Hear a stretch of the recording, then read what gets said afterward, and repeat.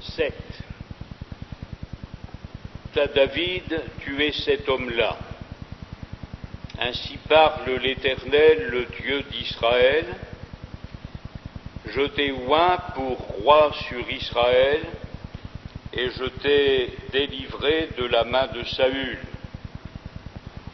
Je t'ai mis en possession de la maison de ton maître.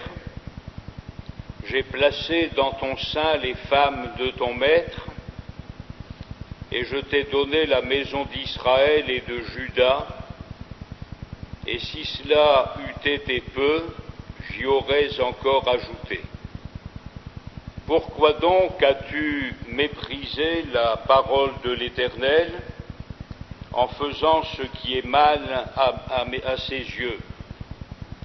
Tu as frappé de l'épée Uri le Héthien, tu as pris sa femme pour en faire ta femme, et lui tu l'as tué par l'épée des fils d'Ammon. Maintenant l'épée ne s'éloignera jamais de ta maison, parce que tu m'as méprisé, et parce que tu as pris la femme d'Uri le Héthien pour en faire ta femme. Ainsi parle l'Éternel, voici, je vais faire sortir de ta maison le malheur contre toi, et je vais prendre sous tes yeux tes propres femmes pour les donner à un autre, qui couchera avec elles à la vue de ce soleil. Car tu as agi en secret, et moi je ferai cela en présence de tout Israël et à la face du soleil. David dit à Nathan, j'ai péché contre l'Éternel, et Nathan dit à David, l'Éternel pardonne ton péché, tu ne mourras point. Mais parce que tu as fait blasphémer les ennemis de l'Éternel en commettant cette action, le fils qui t'est né mourra. Nous allons poursuivre avec le chapitre 13. Ces quelques versets du chapitre 12 vont expliquer la raison d'être du chapitre 13. Il n'y a pas de doute que Dieu a pardonné le péché de David. L'Éternel pardonne ton péché, tu ne mourras point, mais nous nous rendons compte, ici comme ailleurs, qu'il y a des conséquences qui sont dans notre vie, la suite du péché qui a pu être commis, même quand il y a le pardon de Dieu. Nous avons vu avec les psaumes 32 et 51 que David se réjouit d'avoir connu la grâce de Dieu, et l'apôtre Paul se servira des paroles de David pour parler de la justification par la foi dans son épître aux Romains ou dans son épître aux Galates, mais il n'en reste pas moins vrai qu'il est de notre intérêt de ne jamais mépriser la parole de l'Éternel. Plus nous allons, plus nous entendons dire concernant la Bible, c'est une question d'interprétation. Bien, la parole de Dieu nous dit qu'aucune prophétie de l'Écriture ne peut être l'objet d'une interprétation particulière. C'est une question d'interprétation, c'est le raisonnement de ceux ou de celles qui ont perdu pied dans la vie spirituelle et qui ne savent pas trop comment retrouver leur équilibre. Et lorsque nous lisons la parole de Dieu, nous nous rendons compte qu'elle est suffisamment claire pour que nous la comprenions les uns et les autres de la même manière. si nous transgressons le code de la route, nous n'allons pas dire à la police que c'est une question d'interprétation. Rouler à droite, c'est rouler à droite. Pour les Anglais, rouler à gauche, c'est rouler à gauche. Ce n'est pas une question d'interprétation, mais une question de soumission à la parole de Dieu. Et c'est ce que nous allons voir avec le chapitre 13. Je reconnais qu'il n'est pas très édifiant, mais si Dieu a permis qu'il soit dans la Bible et si le Saint-Esprit l'a inspiré à l'auteur de ce livre, c'est parce que nous en avons besoin et que nous avons quelques bons conseils à retirer de ce chapitre 13. Donc chapitre 13, verset 1er, après cela, donc ça n'a pas tardé, après cela, voici ce qui arriva. Absalom. Or, nous aurons l'occasion d'y revenir en ce qui concerne Absalom, mais notons déjà que son nom signifie père de paix, Ab, père, Abba, et Shalom, la paix. Absalom, père de paix. Fils de David, avait une sœur qui était belle et qui s'appelait Tamar, et Amnon, fils aîné, fils de David, l'aima. Ce chapitre 13 du second livre de Samuel va nous apprendre la différence qu'il y a entre l'amour et la passion. Nous vivons dans un monde où les êtres humains confondent tout et un monde dans lequel ils sont capables de donner de beaux noms à des actions coupables. Donc ici, nous avons davantage affaire à la passion charnelle qu'à l'amour véritable, à celui que Dieu veut pour le couple. Verset 2, Amnon était tourmenté jusqu'à se rendre malade à cause de Tamar, sa sœur, sa demi-sœur. Lui et elle étaient filles de David, mais n'avaient pas la même mère.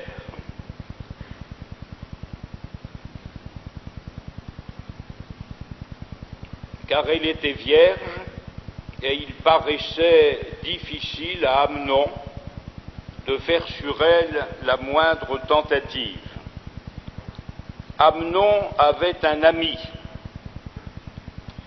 Vous savez que l'Écriture nous dit ailleurs que tel a des amis, mais il les a pour son malheur. Et nous ferions bien de trier nos amis sur le volet et de ne pas être amis avec n'importe qui, parce qu'il peut y avoir de bons amis, mais ils sont plus rares que les mauvais. Donc Amnon avait un ami qui était son cousin, nommé Jonadab, fils de Shimea, frère de David. Et Jonadab était un homme très habile, non pas de cette habileté dont il est parlé dans le livre de l'Exode pour la construction du tabernacle. Disons que Jonadab, c'était un rusé, c'était un petit malin.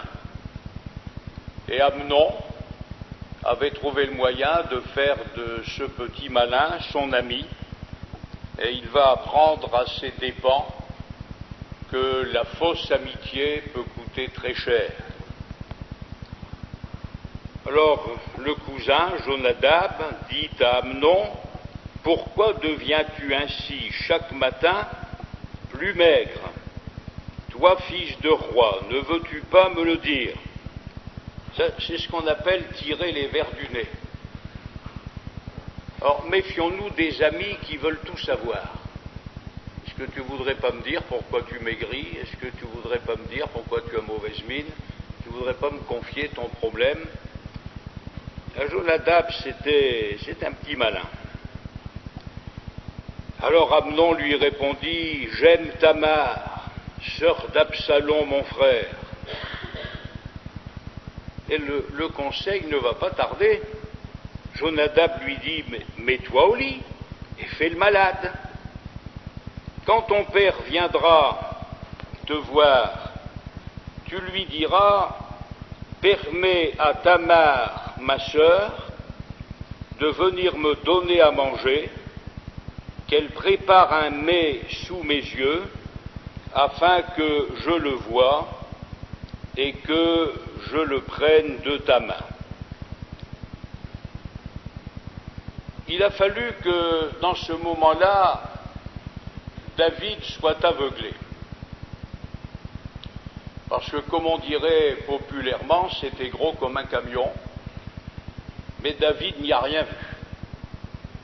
Il s'est laissé endormir par Amnon, comme Amnon s'est laissé séduire par Jonadab.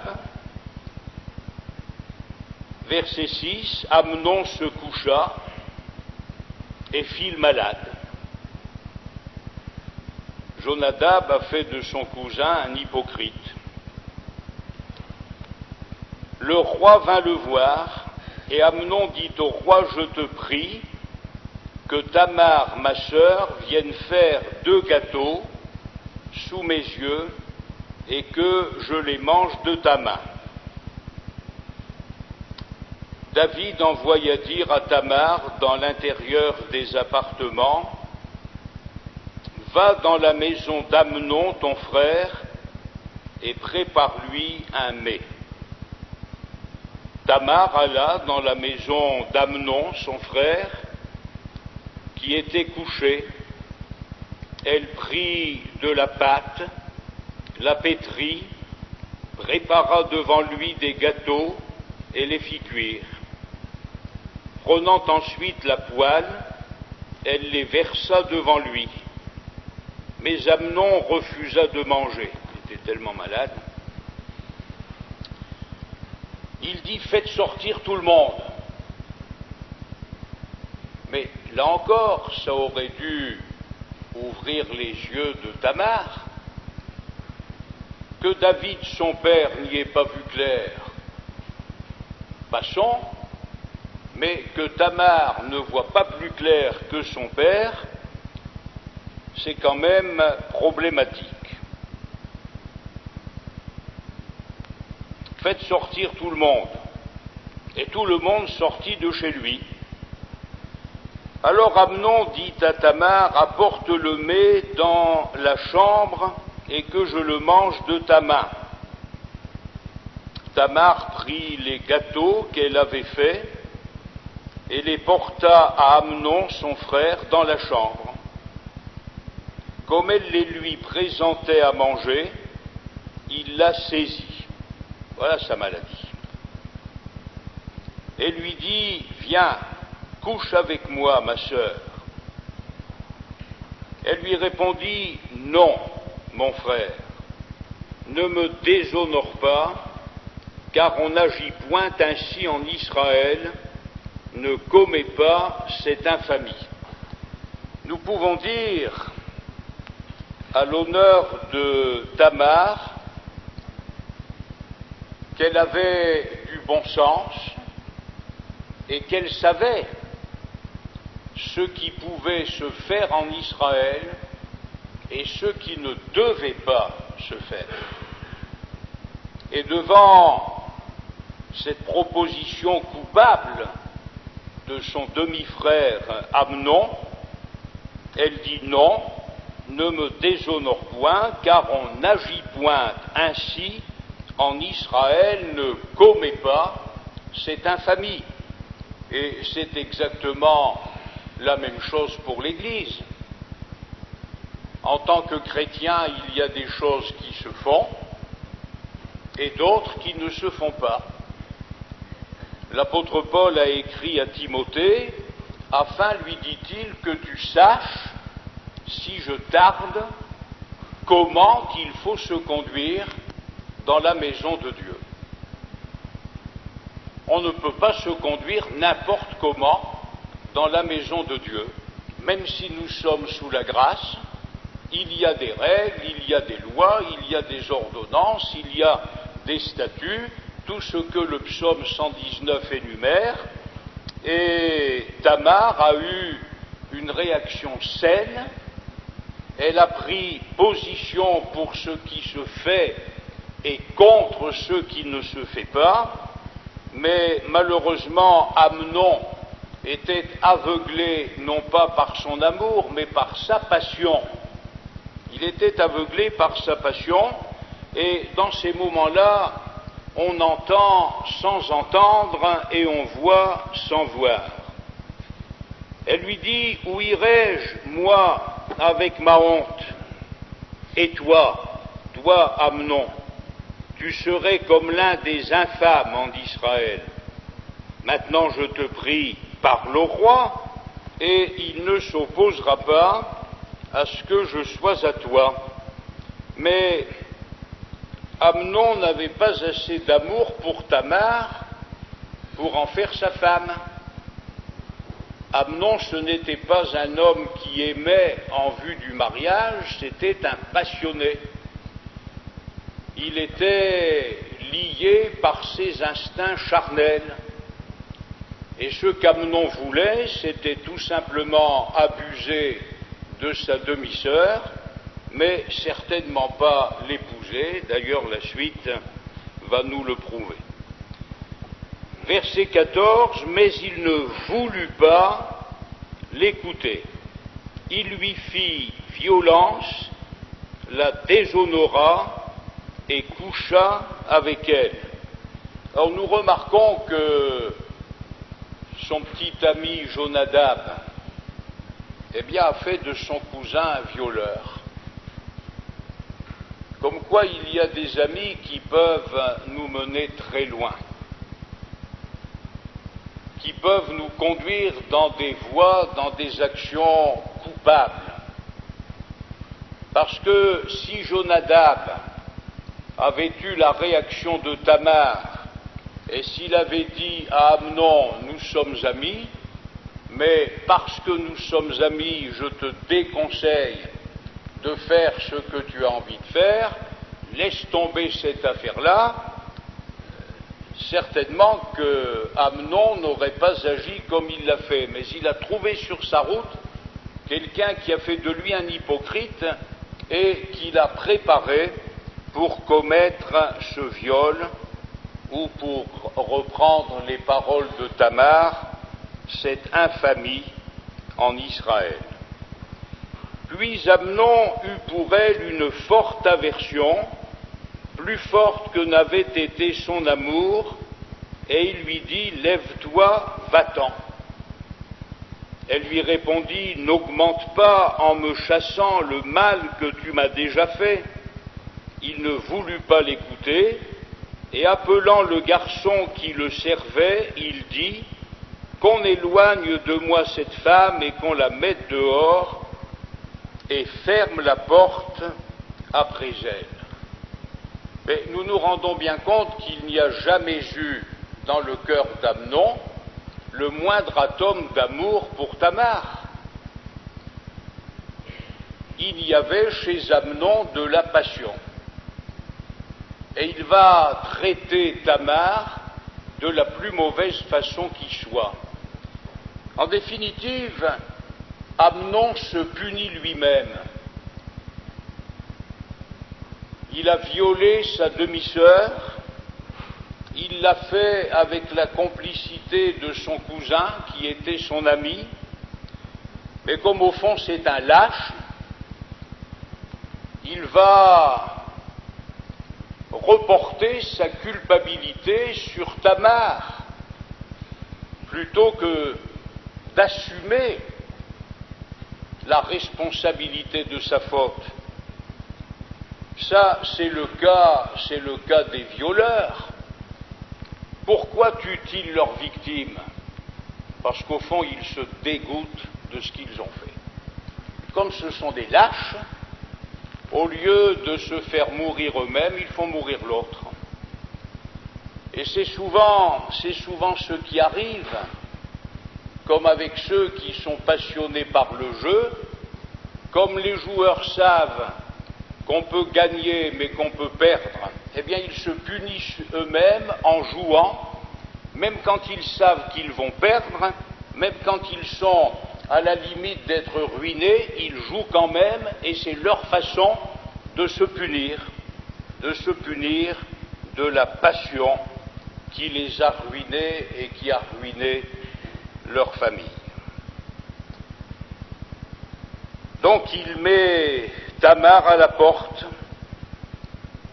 elle est entrée chez lui comme une princesse, elle est entrée chez lui comme la fille du roi David, elle va en ressortir souillée à cause de la passion d'Amnon et des mauvais conseils de Jonadab. Ne l'oubliez pas celui-là, parce que nous en trouvons trop souvent sur notre route, et on a bien raison de dire que les conseilleurs ne sont pas les payeurs, parce que le Jonadab, lui, on ne le voit plus, il a disparu de la circulation, il a jeté son venin dans le cœur de son cousin, il est complice du mal qui va être fait, mais maintenant, on n'entend plus parler de Jonadab. Verset 18, elle avait une tunique de plusieurs couleurs, car c'était le vêtement que portaient les filles du roi, aussi longtemps qu'elles étaient vierges. Le serviteur d'Amnon la mit dehors et ferma la porte après elle. Tamar répandit de la cendre sur sa tête et déchira sa tunique bigarrée. Elle mit la main sur sa tête et s'en alla en poussant des cris. Absalom, son frère, le père de paix, lui dit: Amnon, ton frère, a-t-il été avec toi? Maintenant, ma sœur, tais-toi, c'est ton frère. Ne prends pas cette affaire trop à cœur. Absalom essaie de réparer la casse, mais nous allons voir que lui aussi s'y prend de la plus mauvaise manière. Et Tamar, désolée, demeura dans la maison d'Absalom son frère. Le roi David apprit toutes ces choses et il fut très irrité. Mais ça ne suffisait pas d'être très irrité. Il aurait fallu faire venir cet Amnon devant quelques témoins et puis mettre les choses au point avec lui montrer les conséquences de son péché et lui exercer à son égard la discipline qu'il méritait. Absalom ne parla ni en bien ni en mal avec Amnon, mais il le prit en haine. Rien n'est réglé. Apparemment, Absalom calme le jeu. Il dit à Tamar: ne prends pas trop ces choses-là à cœur, viens, demeure chez moi. Mais à partir de ce moment-là, la haine va s'installer dans le cœur d'Absalom parce qu'il avait déshonoré Tamar, sa sœur. Nous voyons que le péché a des conséquences insoupçonnées. Il y a des gens qui pensent qu'ils peuvent contrôler le péché. Ils pensent qu'ils peuvent maîtriser le péché. Mais nous nous rendons compte jusqu'à présent que personne n'a rien maîtrisé. ni David, ni Jonadab, ni Tamar, ni Amnon, ni Absalom, personne n'a rien maîtrisé. On va trouver une pauvre jeune fille blessée, dont la vie sera gâchée, comme peut être gâchée la vie de toutes les femmes ou jeunes filles qui ont été violées. Ce sera le triste avenir de Tamar. Et ce n'est pas terminé, ni pour Absalom, ni pour Amnon. 2 ans après, on dit que les éléphants gardent rancune pendant 3 ans et demi. Absalom, lui, ça a tenu 2 ans. 2 ans après, comme Absalom avait les tondeurs à Baal-Hatzor, près d'Éphraïm, il invita tous les fils du roi. Absalom alla vers le roi et dit, « Voici, ton serviteur a les tondeurs. Que le roi et ses serviteurs viennent chez ton serviteur. » Et le roi dit à Absalom, « Non, mon fils, nous n'irons pas tous, de peur que nous te soyons à charge. » Absalom le pressa, mais le roi ne voulut point aller, et il le bénit. Jusque-là, rien à dire. Absalom dit à David donc, « Permets du moins à Amnon, mon frère, de venir avec nous. » Alors, est-ce que David sent venir le vent? Peut-être. Le roi lui répondit, « Pourquoi irait-il chez toi ?» Sur les instances d'Absalom, le roi laissa aller avec lui Amnon et tous ses fils. Mais là encore, même si David sentait venir le pire, nous nous rendons bien compte qu'il a manqué de discernement, et de la même manière que 2 ans auparavant, il n'a pas fait à l'égard d'Amnon ce qu'il aurait dû faire, 2 ans après, il fait encore preuve de faiblesse, une faiblesse qui va coûter cher à Amnon. Verset 28, Absalom donna cet ordre à ses serviteurs. Faites attention, quand le cœur d'Amnon sera égayé par le vin, David avait fait boire Uri le Héthien, Absalom va faire boire son demi-frère Amnon. Quand le cœur d'Amnon sera égayé par le vin et que je vous dirai frappez Amnon, alors tuez-le et ne craignez pas, n'est-ce pas moi qui vous l'ordonne? Soyez fermes et montrez du courage. Les serviteurs d'Absalom traitèrent Amnon comme Absalom l'avait ordonné, et tous les fils du roi se levèrent, montèrent chacun sur son mulet et s'enfuirent. Mais quand on ne fait pas ce qu'on doit faire, certainement qu'une bonne mise sous discipline d'Amnon lui aurait fait moins de mal que d'être tué par les serviteurs de son frère Absalom.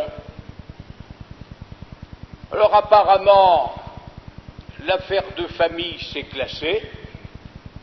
Ça fait 2 ans qu'Amnon a violé sa sœur. Tout paraît calme dans la famille, sauf dans le cœur d'Absalom, où la haine fait son travail. 2 ans. 2 ans après, Amnon va être tué sur l'ordre d'Absalom. Les serviteurs d'Absalom donc traitèrent Amnon comme Absalom l'avait ordonné, et tous les fils du roi se levèrent, montèrent chacun sur son mulet et s'enfuirent.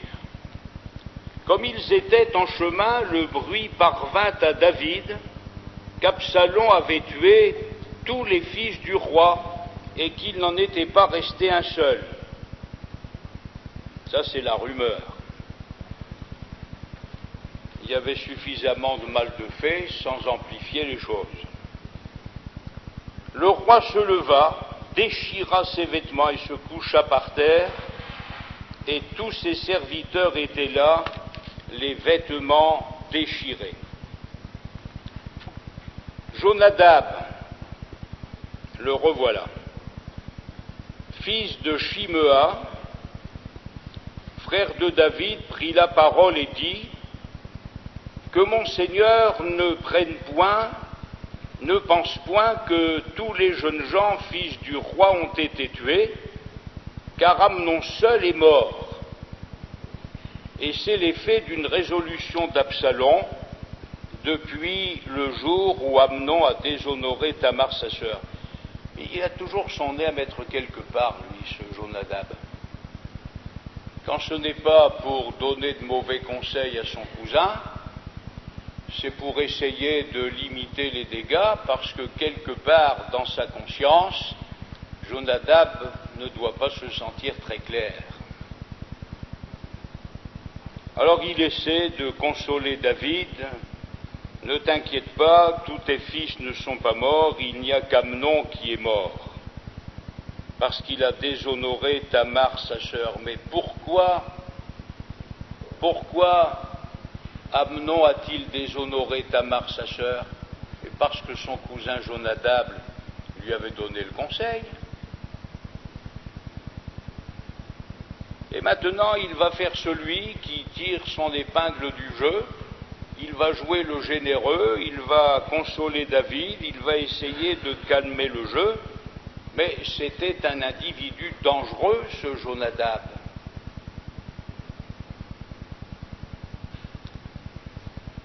Or, au verset 34, Absalom prit la fuite. Alors là, c'est une fuite qui va durer quelques années. Or, le jeune homme placé en sentinelle leva les yeux et regarda, et voici une grande troupe venait par le chemin qui était derrière lui, du côté de la montagne. Jonadab dit au roi: voici les fils du roi qui arrivent. Ainsi se confirme ce que disait ton serviteur. Comme il achevait de parler, voici les fils du roi arrivèrent. Ils élevèrent la voix et pleurèrent. Le roi aussi et tous ses serviteurs versèrent d'abondantes larmes. Absalom s'était enfui, et il alla chez Talmaï, fils d'Amitur, roi de Guershur. Et David pleurait tous les jours son fils. Le malheur va s'installer dans ta maison. L'Éternel pardonne ton péché, et le malheur va s'installer dans ta maison. David pleurait tous les jours son fils. Absalom resta 3 ans à Guéchour, où il était allé après avoir pris la fuite. Le roi David cessa de poursuivre Absalom, car il était consolé de la mort d'Amnon. Mais il y a des situations, mes frères et sœurs, que le temps ne règle pas. 2 ans se sont écoulés après le viol de Tamar. Mais au bout de ces 2 ans, Absalom a fait tuer son frère Amnon. Il aurait mieux valu prendre Amnon tout de suite et régler le problème avec lui, parce qu'il y avait suffisamment d'indications dans la loi de Moïse pour savoir comment agir à l'égard de tels individus.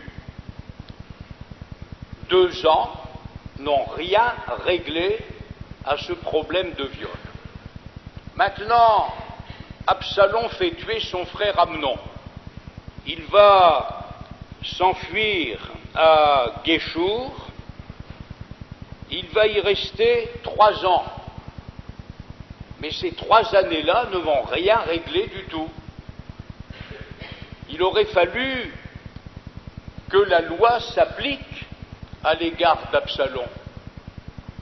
Mais quand on ne l'applique pas à l'égard d'Amnon, on prend l'habitude de ne pas l'appliquer à l'égard d'Absalom, et quand on fait de la parole de Dieu une question d'interprétation particulière, eh bien c'est nous qui en payons les conséquences. Nous aurons l'occasion de le voir dans les semaines qui viennent, si le Seigneur le permet, mais le retour d'Absalom, quand il reviendra encore sur le conseil d'une femme habile, rusée, une petite maligne, quand il reviendra, eh bien on va tourner la page, et vous savez, parce que la parole de Dieu le dit, qu'il n'est pas revenu comme un meurtrier repentant, il est revenu avec une arrogance terrible. 3 années qui ne lui ont servi à rien. Et cette arrogance va l'amener quelque temps plus tard à chasser son père du trône d'Israël.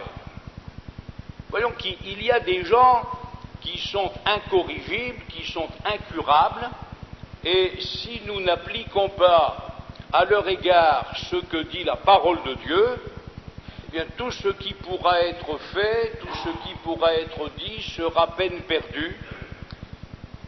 Et si David a pleuré longtemps la mort d'Amnon, eh bien il va pleurer sur le comportement d'Absalom, et comme Absalom finira par se faire tuer lui aussi dans cette rébellion contre son père, eh bien David va pleurer sur la mort d'Absalom.